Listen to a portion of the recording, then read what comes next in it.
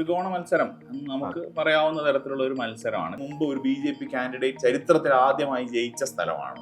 പക്ഷെ നേമത്തെ തെരഞ്ഞെടുപ്പിനെ ബാധിക്കാൻ പോകുന്ന ഫാക്ടേഴ്സ് എന്ന് പറയുന്നത് ഒന്ന് ശബരിനാഥന്റെ സ്ഥാനാർത്ഥിത്വമാണ്. അവിടെ വി ശിവൻകുട്ടിക്ക് വിജയിക്കാനുള്ള സാഹചര്യം ഒരുക്കുമോ എന്നുള്ളതാണ് നമുക്ക് അവിടെ പരിശോധിക്കേണ്ട കാര്യം.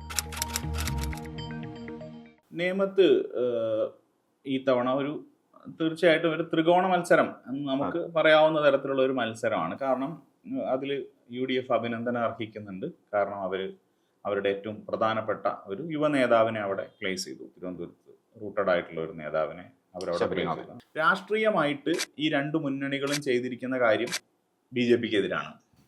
കാരണം ഇവിടെ UDFന് സ്വാഭാവികമായ ഒരു വീക്ക് കാൻഡിഡേറ്റ് ആയിരുന്നെങ്കിൽ ഈ അനുഭാവി വോട്ടുകൾ എങ്ങോട്ട് പോകുമെന്ന് നമുക്ക് പറയാൻ പറ്റില്ല. അതിൽ തന്നെ അത് പോവാൻ കൂടുതൽ സാധ്യത BJPയിലേക്കാണ്.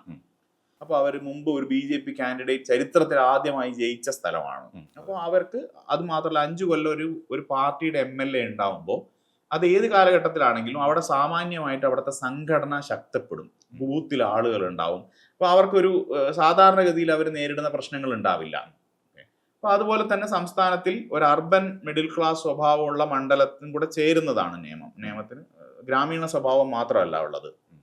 അതിനോടൊപ്പം തന്നെ ഒരു തിരുവനന്തപുരം പോലത്തെ ഒരു സ്ഥലത്തെ ഒരു അഡ്മിനിസ്ട്രേറ്റീവ് ക്യാപിറ്റലിലെ മിഡിൽ ക്ലാസ് മനുഷ്യരുടെ ഒരു സ്ഥലവും കൂടെയാണ്. അപ്പോൾ ആ സ്ഥലത്തിന്റെ പ്രത്യേകതയും അവിടെയും അവർ മാറ്റി വോട്ട് ചെയ്യാനുള്ള ടെൻഡൻസി കാണിക്കും. അതേപോലെ തന്നെ അവർ ഈ ഒരു ലാർജർ ദാൻ ലൈഫ് ക്യാരക്ടേഴ്സിനെ, ഇപ്പൊ ശശി തരൂരിനെ അവർ വോട്ട് ചെയ്ത് ജയിപ്പിക്കുന്ന ആളുകളാണ്. പൊളിറ്റിക്കൽ ആയ പേഴ്സൺ ആവണമെന്ന് അവർക്ക് നിർബന്ധമില്ല. ഇപ്പൊ രാജീവ് ചന്ദ്രശേഖരനെ ആ നിലയിലാണ് BJP എപ്പോഴും പ്ലേസ് ചെയ്യുന്നത്. ഒരു IT പ്രൊഫഷണൽ ആയിരുന്ന ഒരു വിഷണറി ആയിരുന്ന ആള്, പിന്നെ കേന്ദ്രമന്ത്രി ആയിരുന്ന ആളാണ്. ഇപ്പൊ നിലവിൽ പാർട്ടിയുടെ ഏറ്റവും വലിയ സ്ഥാനത്തിരിക്കുന്ന ആളുമാണ്. അപ്പോൾ അവർക്ക് പ്ലേസ് ചെയ്യാവുന്നതിൽ ഏറ്റവും ശക്തനായ ഒരു കാൻഡിഡേറ്റിനെ ഉള്ളതിൽ ഏറ്റവും സേഫ് ആയ സ്ഥലത്ത് അവർ പ്ലേസ് ചെയ്തു. പൊളിറ്റിക്കലി ഫുൾ പ്രൂഫ് ആയ ഒരു ഡിസിഷൻ അവരെടുത്തു. പക്ഷെ നേമത്തെ തെരഞ്ഞെടുപ്പിനെ ബാധിക്കാൻ പോകുന്ന ഫാക്ടേഴ്സ് എന്ന് പറയുന്നത് ഒന്ന് ശബരിനാഥന്റെ സ്ഥാനാർത്ഥിത്വമാണ്. ശബരിനാഥൻ ആ മണ്ഡലം വിജയിക്കാൻ പറ്റുമോ എന്ന കാര്യം എനിക്കതിനകത്ത് ഇതുവരെയുള്ള തെരഞ്ഞെടുപ്പ് ചരിത്രം വെച്ചിട്ട് ഞാൻ അതിൽ ഒരു പ്രതീക്ഷ വയ്ക്കുന്നില്ല. പക്ഷെ ശബരിനാഥന്റെ സ്ഥാനാർത്ഥിത്വം അവിടെ വി ശിവൻകുട്ടിക്ക് വിജയിക്കാനുള്ള സാഹചര്യം ഒരുക്കുമോ എന്നുള്ളതാണ് നമുക്ക് അവിടെ പരിശോധിക്കേണ്ട കാര്യം. അതിനുള്ള സാഹചര്യം അവിടെ, രാഷ്ട്രീയ സാഹചര്യം അവിടെ നിലനിൽക്കുന്നുണ്ട്. കാരണം വി ശിവൻകുട്ടി നേരത്തെ തന്നെ അവിടെ പോപ്പുലർ ആയ ഒരു ലീഡറാണ്. അതിന് മുമ്പത്തെ തെരഞ്ഞെടുപ്പിൽ കോൺഗ്രസിന്റെ കാൻഡിഡേറ്റ് തീരെ വീക്കായി പോയി എന്നുള്ളതാണ്. കോൺഗ്രസിന് അവരുടെ ചിഹ്നത്തിൽ സ്ഥാനാർത്ഥി ഇല്ല എന്ന് മാത്രമല്ല, യാതൊരു വിധത്തിലുള്ള സംഘടനാ സംവിധാനവും ഇല്ലാത്ത വളരെ ചുരുക്കം ആളുകൾ മാത്രമുള്ള ഒരു പാർട്ടിക്ക് ആ സീറ്റ് പോയി. അന്ന് സ്ത്രീ വോട്ടർമാരെ വലിയൊരളവിൽ O രാജഗോപാൽ സ്വാധീനിച്ചിട്ടുണ്ട്. കാരണം O രാജഗോപാലിന് കേരളത്തിലെ പല BJP ലീഡേഴ്സിനും ഉള്ളതുപോലത്തെ ഒരു ബാഗേജ് അദ്ദേഹം ക്യാരി ചെയ്യുന്നില്ല. ഒരു കമ്മ്യൂണൽ ബാഗേജ് അദ്ദേഹം ക്യാരി ചെയ്യുന്നില്ല. അദ്ദേഹം കേന്ദ്രമന്ത്രി ആയിരുന്നപ്പോൾ കേരളത്തിന് വേണ്ടി നടത്തിയ ഇടപെടലുകൾ ഇപ്പോഴും ആളുകൾ ഓർമ്മിക്കപ്പെടുന്ന തരത്തിലുള്ളതാണ്. അത്രയും ഗ്രാവിറ്റി ഉണ്ടായിരുന്നു. അത് മാത്രമല്ല, വളരെ പ്രായമുള്ള ഒരു മനുഷ്യൻ, ഈ പറയുന്ന തരത്തിൽ മറ്റെന്തെങ്കിലും കളങ്കം ആരോപിക്കാനില്ലാത്തൊരു മനുഷ്യൻ നിരന്തരമായ തെരഞ്ഞെടുപ്പ് പരാജയങ്ങളിലേക്ക് പോകുന്നു. അപ്പൊ അദ്ദേഹത്തിന്റെ രാഷ്ട്രീയ ജീവിതത്തിൽ അദ്ദേഹം അത് അവസാനിപ്പിക്കുന്നതിന് മുമ്പ് ഒരു തവണ അദ്ദേഹം ജയിക്കണം എന്ന ആവശ്യം, അതായത് രാഷ്ട്രീയമായ മറ്റ് ആവശ്യങ്ങളെക്കാൾ കൂടുതൽ വീട് കയറി അന്ന് BJP നടത്തിയിരുന്ന ഒരു പ്രധാന പ്രചരണമാണിത്. ഈ തവണയെങ്കിലും അദ്ദേഹത്തെ ഒന്ന് വിജയിപ്പിക്കണം എന്ന് പറഞ്ഞു. അത് അവിടുത്തെ സ്ത്രീ വോട്ടർമാരെ സ്വാധീനിച്ച ഒരു പ്രചരണമായിരുന്നു. അവരുടെ ഒരു സപ്പോർട്ട്, ഇതെല്ലാം കൂടെ ചേർന്നിട്ടാണ് തെരഞ്ഞെടുപ്പ് വിജയം എന്നതിലേക്ക് എത്തിയത്. അതായത് BJPയുടെ കോർ വോട്ട് ബേസ് കൊണ്ട് മാത്രം അവർ ജയിച്ച ഒരു മണ്ഡലമായിട്ട് നിയമത്തിനെ വിലയിരുത്തുന്നതിൽ രാഷ്ട്രീയമായ മിസ്റ്റേക്ക് ഉണ്ട്. കാരണം O രാജഗോപാലിന്റെ വിജയത്തിന് പുറകിൽ അന്ന് പല ഫാക്ടേഴ്സും വർക്ക് ചെയ്തിട്ടുണ്ട്. അതിനേക്കാൾ വലിയൊരു ഫാക്ടർ അവിടെ വർക്ക് ചെയ്തത് എന്താണെന്ന് പറഞ്ഞാൽ ഇടതുപക്ഷത്തിന്റെ ഓവർ കോൺഫിഡൻസ് ആയിരുന്നു. 2021 തെരഞ്ഞെടുപ്പുമായി താരതമ്യം ചെയ്യുകയാണെങ്കിൽ ശിവൻകുട്ടിയുടെ ഒരു നില എന്താണ്? ആ തെരഞ്ഞെടുപ്പുമായിട്ട് താരതമ്യം ചെയ്യുകയാണെങ്കിൽ ശിവൻകുട്ടി നില മെച്ചപ്പെട്ടിട്ടുണ്ട്. കാരണം എന്താന്ന് പറഞ്ഞാൽ ആ തെരഞ്ഞെടുപ്പിൽ വരുമ്പോൾ തൊട്ടു മുമ്പത്തെ തെരഞ്ഞെടുപ്പിൽ പരാജയപ്പെട്ട സ്ഥാനാർത്ഥി എന്ന നിലയിലാണ് അദ്ദേഹം വന്നിരുന്നത്. അപ്പോൾ അതുകൊണ്ട് തന്നെ സ്വാഭാവികമായും ആളുകളിലേക്കുള്ള ദൈനംദിന ബന്ധത്തിൽ കുറവ് വരും, നമ്മൾ എന്തൊക്കെ പറഞ്ഞാലും. അദ്ദേഹം മാത്രമല്ല, അദ്ദേഹം അവിടെ അന്നേരം കിലയുടെ ചെയർമാനായിട്ടാണ് പ്രവർത്തിച്ചിരുന്നത്. അപ്പോൾ അവിടെയും അദ്ദേഹത്തിന് പ്രാദേശികമായ പ്രവർത്തനങ്ങളെക്കാൾ കൂടുതൽ അദ്ദേഹം മറ്റു കാര്യങ്ങളിലാണ് സംഘടനാപരമായിട്ടും ഇടപെട്ടിരുന്നത്. അപ്പോൾ അവിടെ ഉണ്ടായിട്ടുള്ള ഒരു ചെറിയൊരു ഗ്യാപ്പ് ആളുകളിൽ നിന്ന് വന്ന ഒരു ശിവൻകുട്ടിയാണ് അവിടെ മത്സരിക്കുന്നത്. ആ പ്രശ്നം അദ്ദേഹത്തിന് ഇപ്പോൾ ഇല്ല. അദ്ദേഹം അവരുടെ ദൈനംദിന പ്രശ്നങ്ങളിൽ ഇടപെട്ടിരുന്ന ഒരാളാണ്. ഇവിടെ മന്ത്രി എന്നുള്ള നിലയിലാണെങ്കിലും തിരുവനന്തപുരത്ത് തന്നെയാണല്ലോ മന്ത്രിമാരുള്ളത്. അതുകൊണ്ട് മണ്ഡലം വിട്ടുപോകേണ്ടി വരുന്ന പ്രശ്നം തിരുവനന്തപുരത്തെ മന്ത്രിമാർക്കില്ല. അവർക്ക് അവരുടെ മണ്ഡലത്തിൽ തന്നെ താമസിക്കാം. രാവിലെ മേ ബി 1 മണിക്കൂർ അവർക്ക് ആളുകളെ കാണണമെന്നുണ്ടെങ്കിൽ 1 മണിക്കൂർ നേരത്തെ എണീറ്റാൽ മതി. മറ്റ് ദൂരെയുള്ള മണ്ഡലങ്ങളിലെ ആളുകൾ മന്ത്രിമാർക്കുള്ളതുപോലത്തെ പ്രശ്നം അവർ നേരിടുന്നില്ല. ആഴ്ചയിൽ ഒരിക്കൽ മാത്രം മണ്ഡലത്തിൽ പോകാൻ പറ്റുന്ന ഒരു സാഹചര്യമില്ല.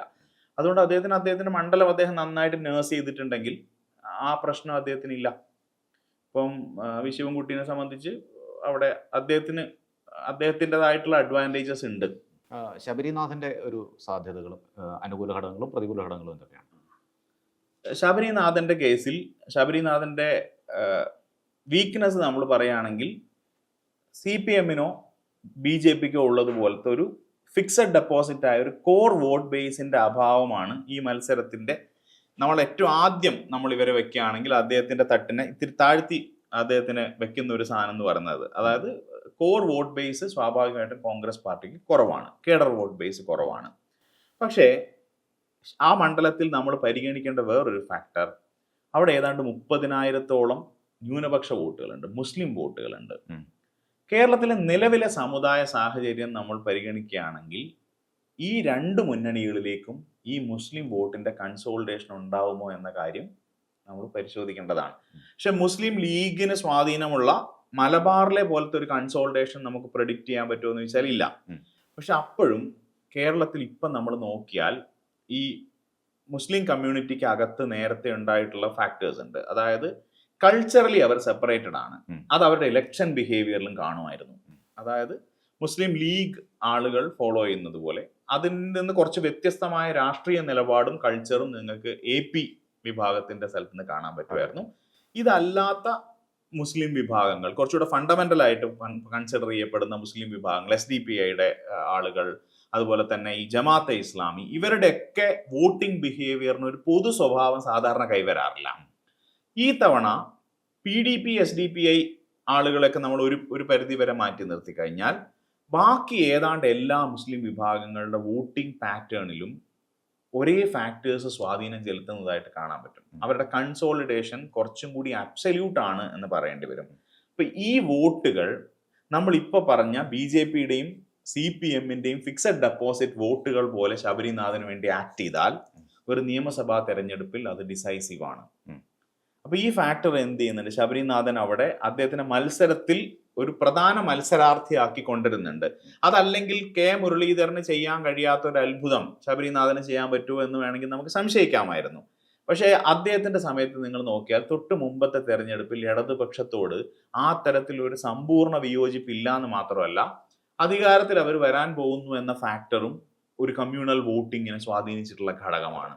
എന്നാൽ ഈ തവണ അങ്ങനെയല്ല. രാഷ്ട്രീയമായ കൾച്ചറലായ വിയോജിപ്പുകൾ, നമ്മൾ മുമ്പ് പറഞ്ഞിട്ട് പോലെയുള്ള ആക്ഷേപങ്ങൾ സീരിയസ് ആയി എടുത്തതുമായി ബന്ധപ്പെട്ട പ്രശ്നങ്ങൾ. അപ്പൊ നിയമത്തെ സംബന്ധിച്ച് ഈ തവണ ഈ 30,000-ഓളം വരുന്ന വോട്ടുകൾ അവിടെ ഒരു വളരെ ഇമ്പോർട്ടൻ്റ് ആയ ഫാക്ടറായിട്ട് മാറാറുണ്ട്. ഇപ്പോൾ രാജീവ് ചന്ദ്രശേഖറിന്റെ കാര്യത്തിലേക്ക് വരികയാണെങ്കിൽ അദ്ദേഹത്തിന് അനുകൂലവും പ്രതികൂലവുമായ ഘടകങ്ങൾ എന്തൊക്കെയായിരിക്കും? രാജീവ് ചന്ദ്രശേഖറിന്റെ കേസിൽ അദ്ദേഹത്തിന് ഏറ്റവും അനുകൂലമായ ഘടകം, കേരളത്തിൽ BJP-ക്ക് നിൽക്കാവുന്നതിൽ ഏറ്റവും സേഫായ വിജയിച്ച ചരിത്രമുള്ള മണ്ഡലത്തിൽ കേരളത്തിൽ നിൽക്കാവുന്ന ഏറ്റവും ശക്തനായ BJP സ്ഥാനാർത്ഥിയായി അദ്ദേഹം നിൽക്കുന്നു. കാരണം അവരുടെ സംസ്ഥാന അധ്യക്ഷനാണ്. അപ്പൊ പാർട്ടിയുടെ മുഴുവൻ സംവിധാനവും ഉപയോഗിക്കാൻ കഴിയുന്ന, നിയന്ത്രിക്കാൻ കഴിയാവുന്ന ഒരു പൊസിഷനിൽ ഇരുന്നു കൊണ്ട് അദ്ദേഹം തെരഞ്ഞെടുപ്പിനെ നേരിടുന്നു. അതുകൊണ്ട് സുശക്തമായിട്ട് അദ്ദേഹത്തിന് അവിടെ പ്രവർത്തിക്കാൻ കഴിയുന്ന സാഹചര്യമുണ്ട്.